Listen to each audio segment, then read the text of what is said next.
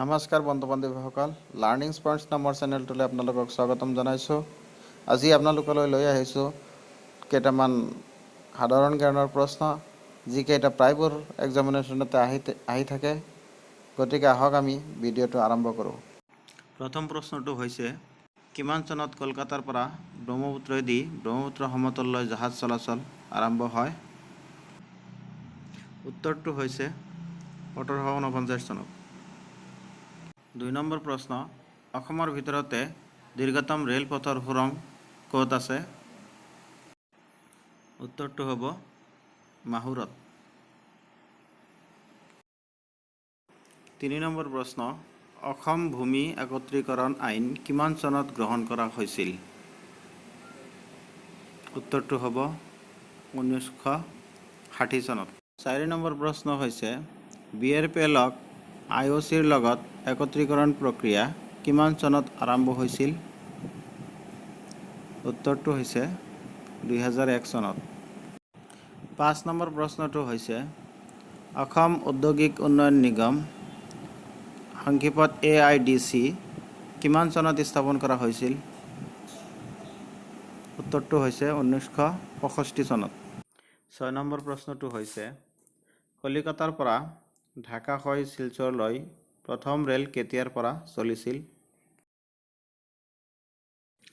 উত্তৰটো হ'ল 1850 চনত। এতিয়া 7 নম্বৰ প্ৰশ্নটো হৈছে, লালা বৰাক উপত্যকাৰ কি হয়? উত্তৰটো হ'ব ৰেল জংচন। 8 নম্বৰ প্ৰশ্নটো হৈছে, অসমৰ সৰ্বোচ্চ শৃংগটোৰ নাম কি? উত্তৰটো হ'ব লাইকেই। 9 নম্বৰ প্ৰশ্নটো হৈছে, ব্ৰহ্মপুত্ৰ আৰু বৰাক অৱবাহিকাক পৃথক কৰা পাহাৰখনৰ নাম কি? উত্তৰটো হ'ব বৰলাই পাহাৰ। এতিয়া 10 নম্বৰ প্ৰশ্ন, অসম প্ৰদেশ কেতিয়া গঠন কৰা হৈছিল?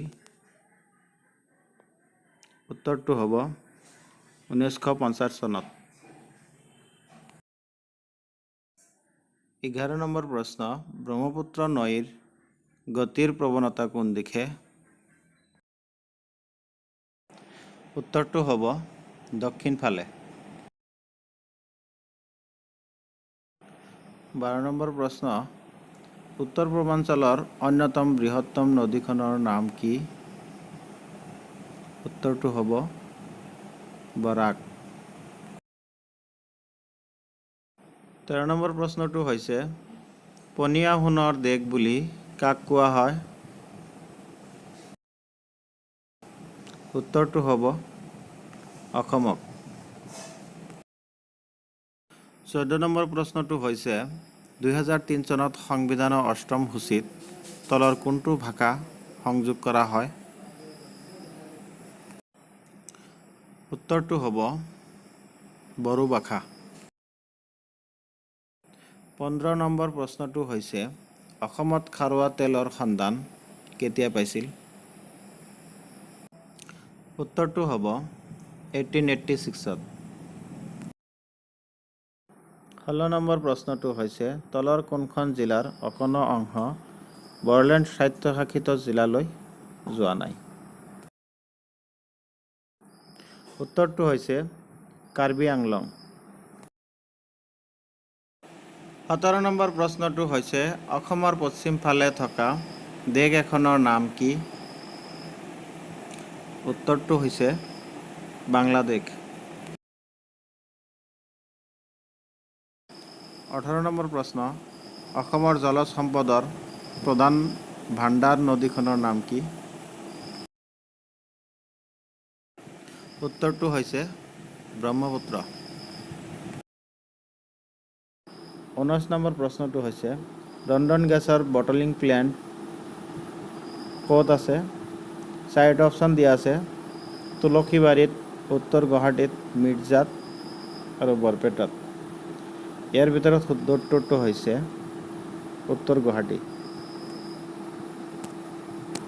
20 নম্বৰ প্ৰশ্নটো হৈছে, ব্ৰহ্মপুত্ৰ উপত্যকাত ৰেল সেৱা কিমান চনত আৰম্ভ হৈছিল? ইয়াতে চাৰিটা অপশ্যন দিয়া আছে। 1920 চনত, 1200 চনত, 1901 চনত, 1884 চনত। ইয়াত শুদ্ধ উত্তৰটো হ'ল 1884 চন। 21 নম্বৰ প্ৰশ্নটো হৈছে অসমৰ ফৰেনচিক লেবৰেটৰী ক'ত অৱস্থিত? ইয়াত চাৰিটা অপশ্যন দিয়া আছে। গুৱাহাটীত, তেজপুৰত, ৰঙিয়াত, নলবাৰীত। শুদ্ধ উত্তৰটো হ'ব গুৱাহাটীত। 22 নম্বৰ প্ৰশ্নটো হৈছে অসমৰ আঞ্চলিক গৱেষণাগাৰ ক'ত অৱস্থিত? ইয়াত চাৰিটা অপশ্যন দিয়া আছে। বৰপেটাত, নগাঁৱত, যোৰহাটত, তেজপুৰত। শুদ্ধ উত্তৰটো হ'ব যোৰহাটত। 23 নম্বৰ প্ৰশ্ন আৰবী ভাষাৰ প্ৰশিক্ষণ মহাবিদ্যালয় ক'ত অৱস্থিত? ইয়াতে চাৰিটা অপশ্যন দিয়া আছে। গুৱাহাটীত, ৰঙিয়াত, তেজপুৰত, মিৰ্জাত। শুদ্ধ উত্তৰটো হ'ব ৰঙিয়াত। 24 নম্বৰ প্ৰশ্নটো হ'ল অসম আয়ুৰ্বেদিক মহাবিদ্যালয় ক'ত আছে? চাৰিটা অপশ্যন দিয়া আছে। তেজপুৰ, নগাঁও, গুৱাহাটীত, ডিব্ৰুগড়ত। শুদ্ধ উত্তৰটো হ'ব গুৱাহাটীত। 25 নম্বৰ প্ৰশ্নটো হৈছে প্ৰথম ভাৰত পৰিকল্পনা আৰু উন্নয়ন বিভাগ কিমান চনত প্ৰতিষ্ঠা কৰা হয়? চাৰিটা অপশ্যন দিয়া আছে। 1952 চনত, 1961 চনত, 1946 চনত, 1944 চনত। শুদ্ধ উত্তৰটো হৈছে 1946 চন।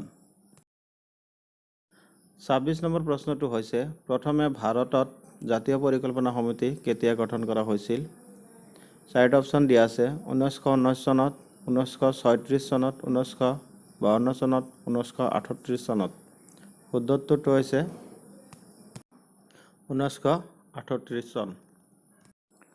27 নম্বৰ প্ৰশ্ন ভাৰতীয় সংবিধানে নিৰ্বাচন আয়োগ গঠনৰ ব্যাখ্যা কিমান নং অনুচ্ছেদত কৰা হৈছে? ইয়াত চাৰিটা অপশ্যন দিয়া হৈছে। 313 নং অনুচ্ছেদ, 326 নং অনুচ্ছেদ, 321 নং অনুচ্ছেদ, 324 নং অনুচ্ছেদ। ইয়াত শুদ্ধ উত্তৰটো হৈছে 324 নং অনুচ্ছেদ। 28 নম্বৰ প্ৰশ্ন ৰাষ্ট্ৰপতিয়ে সংবিধানৰ কিমান নং অনুচ্ছেদ অনুসৰি ৰাজ্যপালক নিযুক্তি প্ৰদান কৰে? ইয়াত চাৰিটা অপশ্যন দিয়া আছে। 155 নং অনুচ্ছেদ, 260 নং অনুচ্ছেদ, 218 নং অনুচ্ছেদ, 156 নং অনুচ্ছেদ। শুদ্ধ উত্তৰটো হৈছে 155 নং অনুচ্ছেদ। 29 নম্বৰ প্ৰশ্ন ভাৰতবৰ্ষত কমিউনিষ্ট দল কিমান চনত গঠন কৰা হৈছিল? ইয়াত চাৰিটা অপশ্যন দিয়া হৈছে। 1921 চনত, 1911 চনত, 1925 চনত, 1930 চনত। ইয়াত শুদ্ধ উত্তৰটো হৈছে 1925 চন। 30 নম্বৰ প্ৰশ্নটো হৈছে ভাৰতবৰ্ষত কেইখন ৰাজ্যত দ্বিসদনযুক্ত বিধানমণ্ডল আছে? ইয়াত চাৰিটা অপশ্যন আছে। 4খন, 7খন, 10খন, 6খন। ইয়াত শুদ্ধ উত্তৰটো হৈছে 7খন। ভিডিঅ'টো সম্পূৰ্ণকৈ চোৱাৰ বাবে আপোনালোকক ধন্যবাদ জ্ঞাপন কৰিছোঁ। যদি মোৰ চেনেলটোত আপোনালোকে নতুন তেনেহ'লে মোৰ চেনেলটো ছাবস্ক্ৰাইব কৰিব। ধন্যবাদ।